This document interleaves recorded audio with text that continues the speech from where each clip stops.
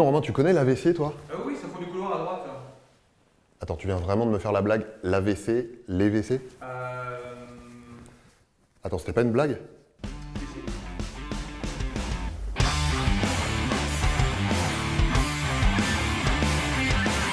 L'AVC, c'est un peu comme la PLS. C'est rentré dans le langage courant, on fait des blagues dessus, mais en vrai, tout le monde ne sait pas forcément ce que c'est. Mais comme c'est quand même la première cause de handicap acquis en dehors des traumatismes, genre accident de la route, ça vaut la peine de se renseigner et surtout de savoir repérer si quelqu'un en fait un devant vous.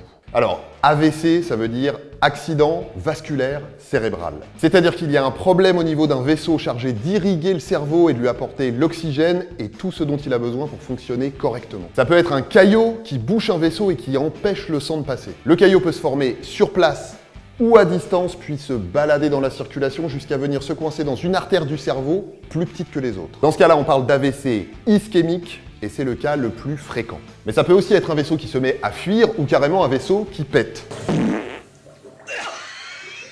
Romain, sérieux.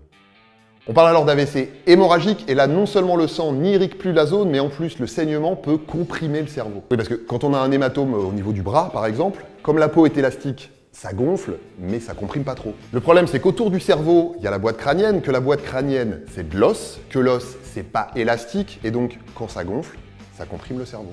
Et le cerveau, être comprimé, il aime pas trop ça.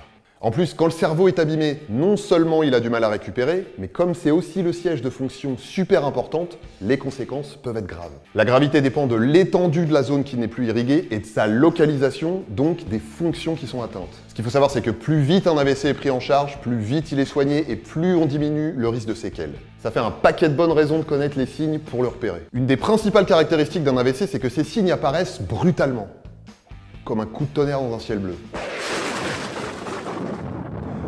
Et sachez que la victime n'a pas forcément conscience de ces troubles. Les signes les plus fréquents sont un engourdissement ou une paralysie d'une partie ou de tout un côté du corps. C'est le signe que les cellules nerveuses chargées de faire passer les informations concernant les mouvements ont été touchées. Si le côté gauche du cerveau est touché, c'est la partie droite du corps qui en subit les conséquences et inversement. Parce que les faisceaux qui transmettent les informations se croisent et changent de côté entre le cerveau et la moelle épinière. Le visage devient asymétrique avec notamment un côté de la bouche qui tombe. Un des deux bras devient plus faible avec une difficulté voire une impossibilité à le lever, qui peut aussi toucher la jambe du même côté. Il y a aussi des troubles de la parole qui apparaissent. La personne a du mal à parler, elle peut employer un mot pour un autre ou prononcer des syllabes qui ne veulent rien dire. C'est le signe que les zones du langage ou de la compréhension du langage ont été touchées. D'ailleurs, la victime peut aussi avoir du mal à comprendre ce qu'on lui dit. Alors ça, ce sont les signes principaux, mais ça peut aussi se manifester par un gros mal de tête qui apparaît brutalement, des troubles de la vue comme la perte de la vision d'un œil ou la vue qui se trouble, des fourmillements dans la moitié du corps, des troubles de l'équilibre et une démarche pas très stable. Du coup, comme en plus la personne parle bizarrement, on peut penser qu'elle est bourrée. Mais en fait, non. Ou alors peut-être, mais pas seulement.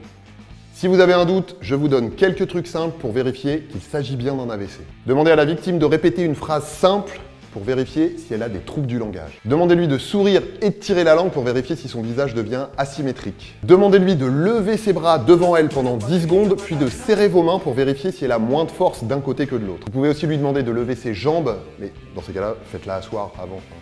Bon, je vous jure, ce serait nul comme blague, c'est vraiment pas le moment. Alors attention, tous ces signes ne sont pas toujours présents, mais même si vous n'en repérez qu'un seul, et surtout s'il est apparu brutalement, prévenez les secours. En attendant qu'ils arrivent, rassurez la victime.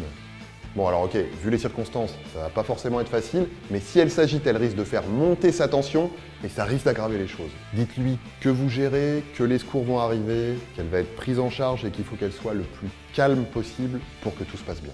Si la victime est consciente, allongez-la dans une position confortable avec un oreiller sous la tête et notez toutes les informations importantes pour les secours comme l'heure de début des troubles.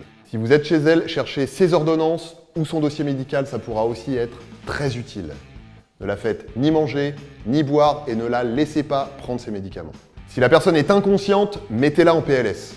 Alors, on en a déjà parlé, mais n'hésitez pas à vous former. Petite précision importante, parfois les signes peuvent être discrets et la victime peut récupérer complètement dans la foulée. C'est ce qu'on appelle un accident ischémique transitoire ou une ischémie cérébrale transitoire. Ça veut dire qu'un vaisseau s'est bouché, puis s'est débouché, mais ça reste une urgence, notamment parce qu'un AVC peut se constituer par la suite, donc appelez les secours. Dans tous les cas, si vous avez un doute, appelez le SAMU au 15 ou le numéro d'appel d'urgence européen au 112. Vous tomberez sur des gens spécialement formés qui vous diront exactement quoi faire. Et n'ayez pas peur de mal faire, la seule façon de mal faire à coup sûr, c'est de ne rien faire. Voilà, DTC c'est fini pour aujourd'hui. Comme d'habitude, je vous mets des liens dans la description. On se retrouve très vite pour des nouvelles vidéos, alors abonnez-vous pour être sûr de rien louper. D'ici là, ce que je vous propose, mettez-vous bien et puis surtout, portez-vous bien.